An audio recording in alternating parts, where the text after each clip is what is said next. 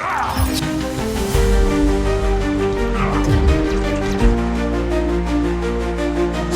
down!